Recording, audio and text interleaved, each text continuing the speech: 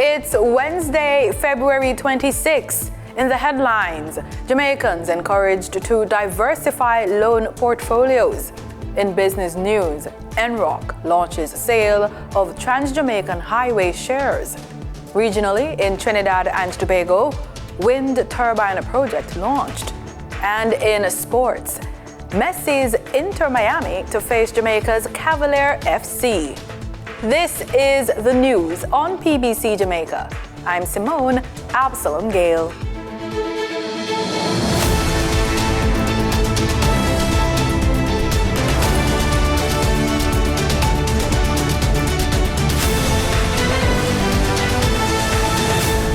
Jamaicans will be able to get responses to their concerns about labor and social security matters when the team from the ministry visits their parish in the ongoing island-wide regional road shows.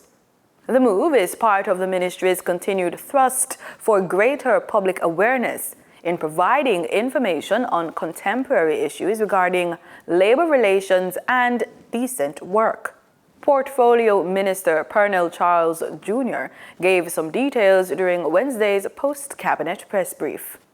We will give updates on the newly launched Spiro project, the National Employment Policy, Jamaica's Decent Work Agenda, and we will also have an information session that will be critical, where the Jamaica Productivity Center will present on productivity and resilience for the future of work, exploring different sectors, global services, manufacturing, tourism, financial services, and we will also invite the Jamaica Business Development Corporation, JBDC, who will lead a session on how to start a business. Prime Minister Dr. Andrew Holness is encouraging Jamaicans to diversify their loan portfolios. Noting that citizens often take out loans for vehicles, he's encouraging them to access loans for other forms of investment and personal development. Speaking at Infinity Cooperative Credit Union Limited's official launch on Tuesday, Dr. Holness explained that the number of cars on Jamaica's roads has doubled, and credit union members were among the persons acquiring vehicles. Dr. Holness acknowledges the booming vehicle market, but he's urging members to borrow for business investments and more. Motor vehicles are good, but the credit union is not set up to lend money to business. But there are many small sole traders. The man is the business, or the woman is the business. Borrow for business. Borrow for business. Borrow to invest in business. I know many people borrow for education. Continue to borrow for education. And I would say borrow for upskilling.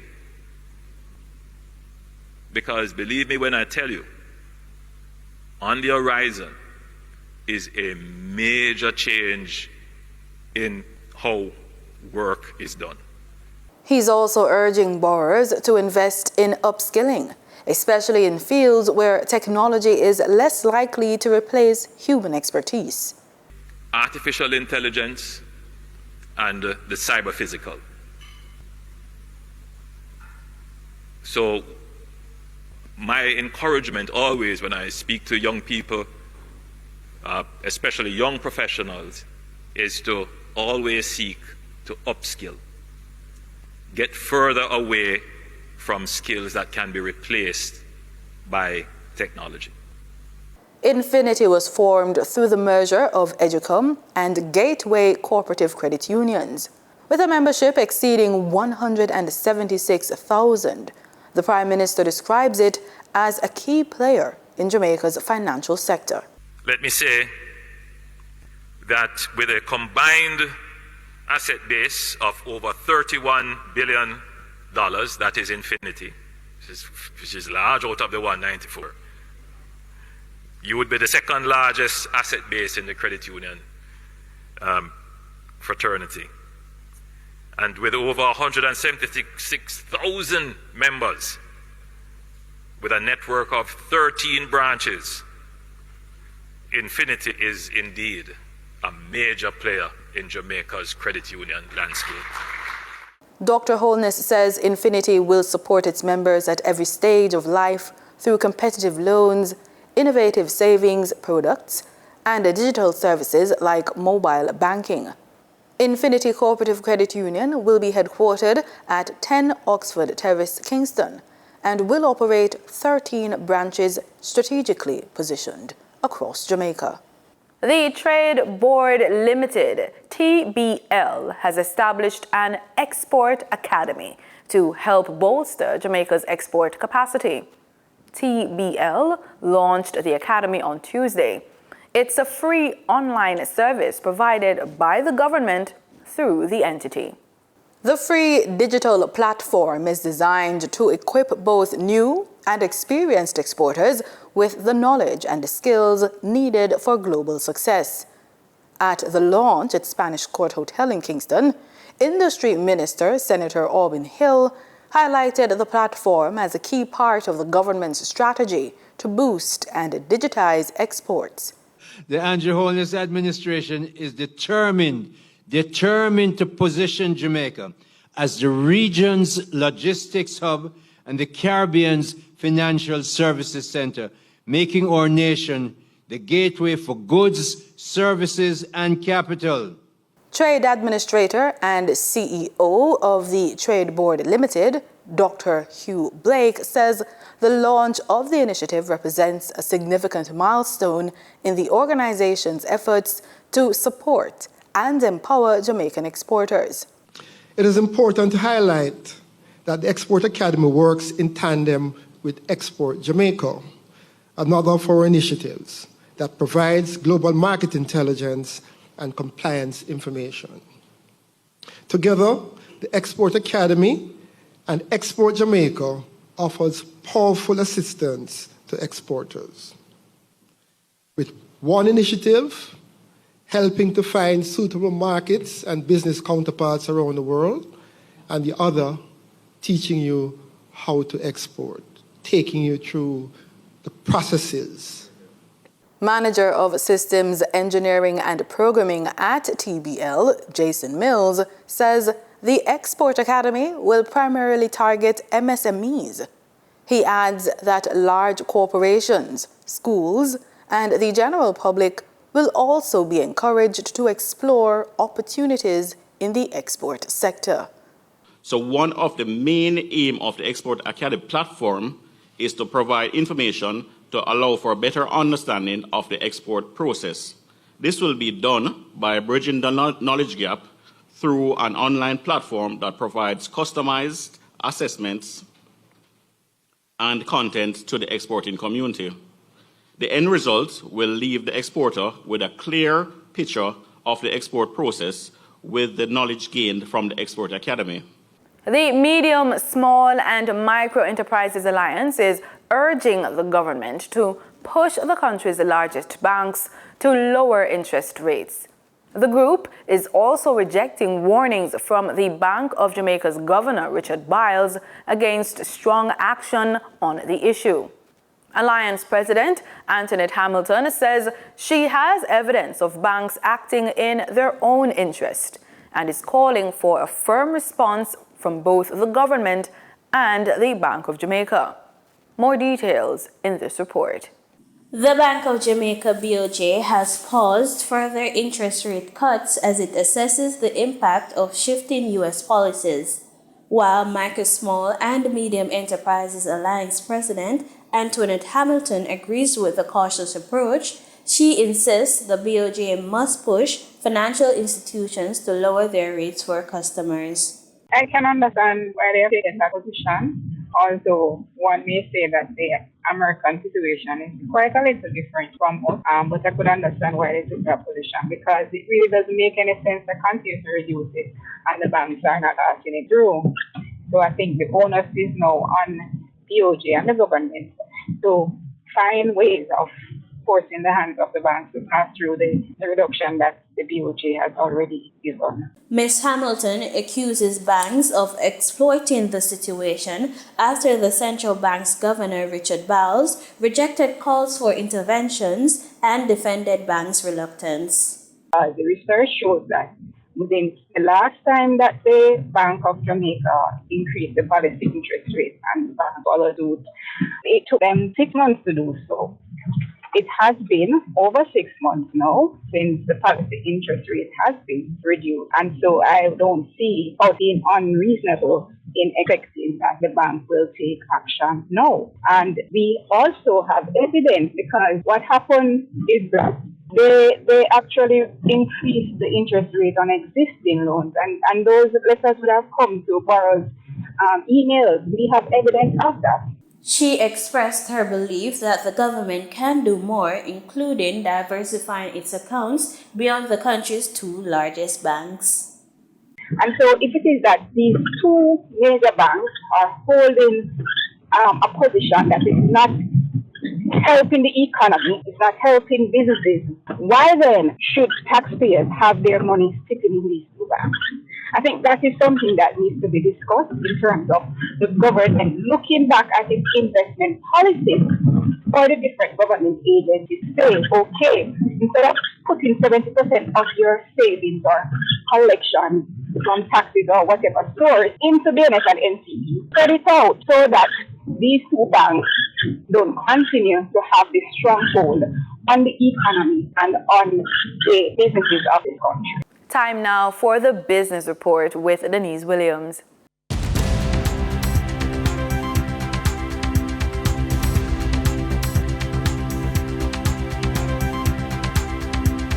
Welcome to today's Business Report. I'm Denise Williams, here to bring you the stories shaping the financial world and guiding your journey to smarter business decisions. Let's dive into the top headlines. The National Road Operating and Construction Company, NROC, officially launched the offer for sale of up to 1.75 billion ordinary shares in Trans-Jamaican Highway. Interestingly, these shares will be available for priority applications from strategic investors at a price of $3.60. If any of these reserved shares remain unpurchased, they will be made available for subscription by the general public. The offer for sale opens on March 4 and closes on March 18, 2025. As part of the offer for sale, NROC has set aside just over 700 million ordinary shares as reserved shares. NROC retains the option to increase the size of the offer by issuing an additional 750 million ordinary shares. Data released by the Bank of Jamaica revealed that net remittance flows to Jamaica declined by US $286 million during the period January to November last year when compared to the similar period in 2023. This as inflows declined to $3.059 billion during the review period, down from $3.37 billion in 2023. The central bank is also reporting that the majority of the $3.059 billion in gross remittance inflows to Jamaica for the period under review came from the United States, followed by the United Kingdom, Canada, and the Cayman Islands.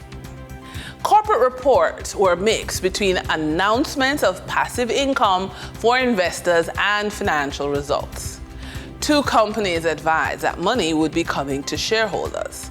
Pan Jamaica Group Limited has declared a final dividend of 0.21 cents per share payable on March 31, 2025 to shareholders on record as at March 12, 2025. Carreras Limited has declared an interim dividend of 54 cents per share payable on April 3, 2025 to shareholders on record as at March 11, 2025. On the earnings side, Edufocal Limited unaudited financials for the 12 months ending December 31, 2024 reports a year-end net loss of $57.97 million. For the trading period ending February 25, 2025, these were the most actively traded stocks. Beverage manufacturer Jamaica Teas Limited with 4,215,841 units traded represented 14.21% of the market sales volume. Toll road operator Trans-Jamaican Highway Limited with 3,642,780 units traded representing 12.28% of market sales volume. Online educator One-on-One Educational Services Limited with 2,797,941 units traded representing 9.43% of market sales volume. We now shift our focus to the Forex market rates set by the Bank of Jamaica. On February 25, 2025, the Bank of Jamaica reported US 52.39 million purchased and US 56.91 million sold by Forex traders. Forex traders earned $1.43 per dollar selling the US at $157.86 and buying the US at $156.43. The Canadian dollar netted Forex traders $1.33 per transaction, with selling at $111.23 and buying at $109.90. The British pound yielded Forex traders $8.52 in profit, with selling at $201.92 and buying at $193.40. For our credit report tip of the day, by staying financially focused and leveraging the power of credit, you can take control of your child's education costs, even in the unpredictable world of being a freelancer. If your challenge is paying for books, supplies, and school fees that add up, then the solution is to source low-interest credit cards to spread out the payments without higher than needed interest or leverage rewards cards for cashback. And that wraps up today's business report. I'm Denise Williams, reminding you that every financial decision is a step toward your future. Until next time, stay focused, stay informed, and keep striving for success. See you soon.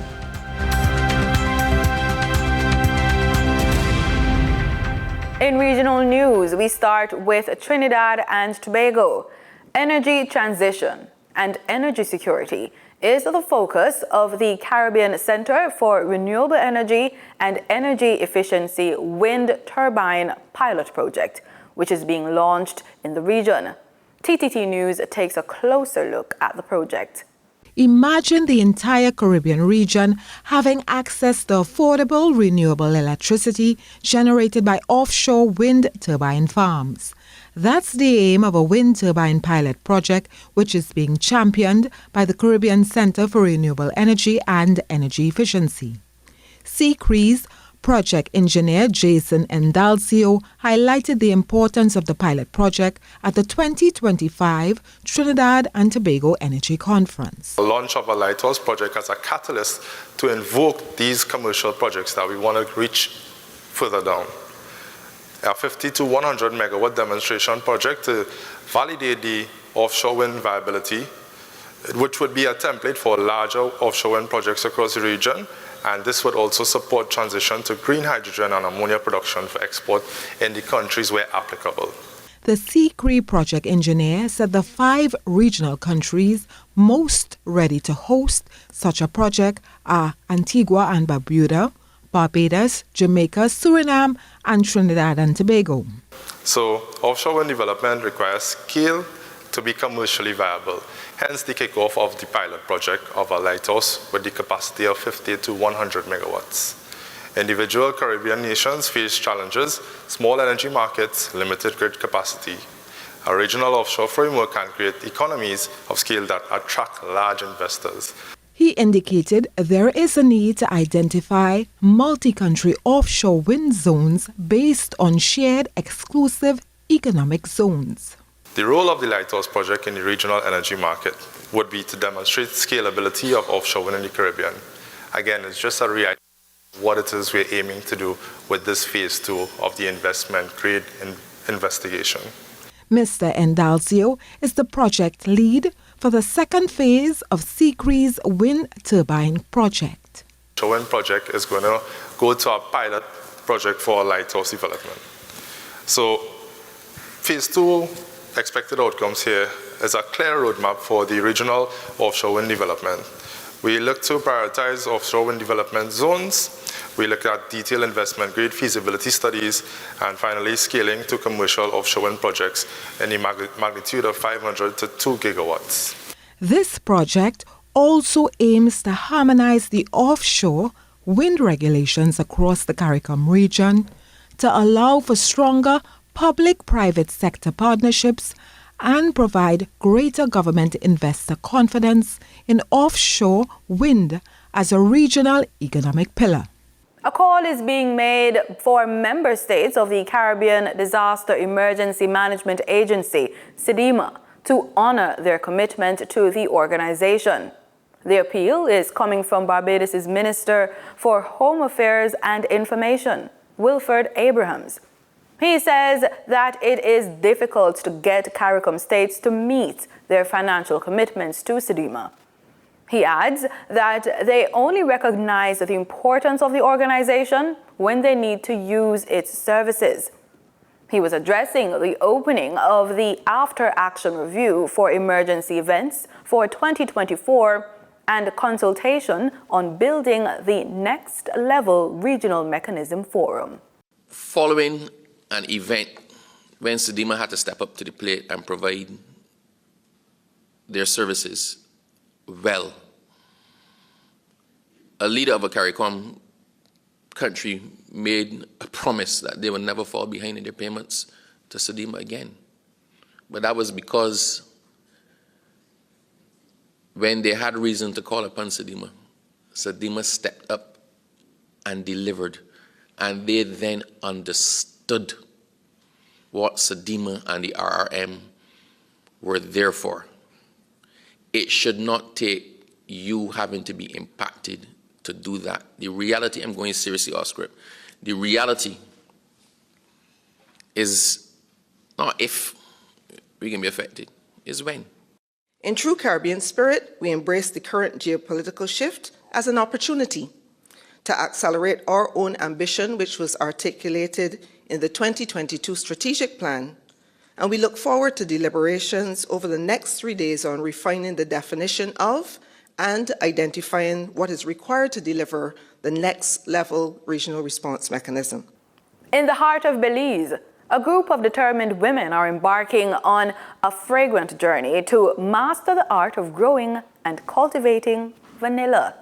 This initiative not only promises to boost local agriculture, but also empowers these women with new skills and economic opportunities. We explore how this vanilla venture is transforming lives and bringing a sweet aroma of change to the community. One of the very important features of this project is that it's about vanilla. It's non-traditional. I know you do the usual, right? The same things that we give women to do, traditional things, traditional activities, traditional training. And the difference here is that cultivating vanilla is not something we normally do. But vanilla is a very valuable spice. It's a valuable product. And if you learn to cultivate this, and you will be provided with all the support that you need to learn how to do it, you know, you can really earn an income and generate revenues for yourself and your family from this project. So I would really like you to embrace the difference, the change, and the opportunity that this project presents. It's something that definitely has potential. And as the minister said, if you start doing the math and you start growing, it's not easy, but if you start growing it and you become good at it, I mean, this is something that women in their backyard, in their garden, could definitely grow it. And it's something that would not take a lot of time compared if you're growing carrots or onions. I mean, it's something that you would be able to manage. So we definitely, when we sat down with them, with the chair lady of the Women's Commission, because she said, you know what, we need to empower women economically. We need to find something different for them. And we started discussing several projects, and this came up. We said, let's find some funding to do this project and to get more women involved, to empower them. And of course, with our partners in Taiwan, when we pitch it to them, and we show them a pilot that we had in Corozal, that basically we convinced them to fund for the West and South. In sports, we kick off with football.